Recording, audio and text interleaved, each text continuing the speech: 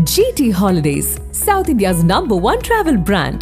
You know you are special when you're with GT Holidays. எங்க சேதாரத்துக்கு மேல கொடுத்தீங்கன்னா உங்க காசை வேஸ்ட் பண்ற மாதிரி தான்.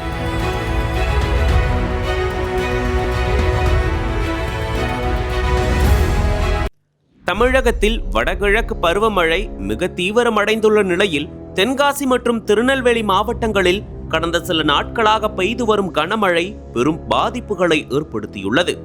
இந்திய வானிலை ஆய்வு மையம் இந்த இரு மாவட்டங்களுக்கு ஆரஞ்சு எச்சரிக்கை விடுத்துள்ளது. மேற்கு தொடர்ச்சி மலைகளில் பெய்த அதிகனமழையால் தாமிரபரணி ஆற்றில் நீர்வரத்து வினாடிக்கு 25,000 கன அடிக்கு மேல் உயர்ந்துள்ளது.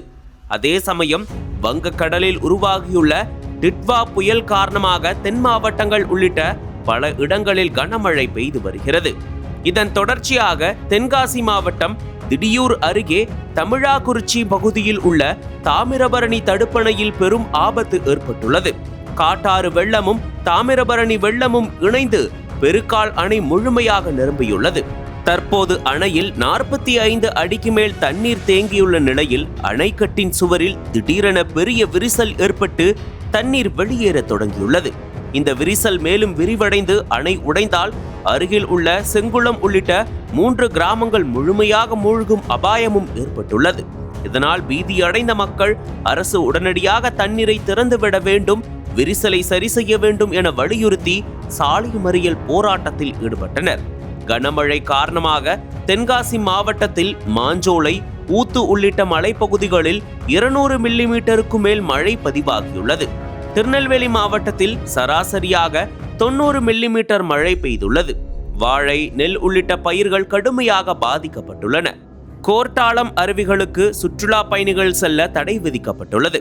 தாமிரபரணி கரையோர கிராமங்களுக்கு வெள்ள அபாய எச்சரிக்கையும் விடுக்கப்பட்டுள்ள நிலையில் மாவட்ட நிர்வாகம் மீட்பு முகாம்கள் அமைத்து மக்களை பாதுகாப்பான இடங்களுக்கு மாற்றி வருகிறது. கனமழையும் அணை உடைப்பு அபாயமும் ஒரே நேரத்தில் ஏற்பட்டுள்ளதால் தென்காசி, நெல்லை மாவட்ட மக்கள் கடும் பதற்றத்தில் உள்ளனர்.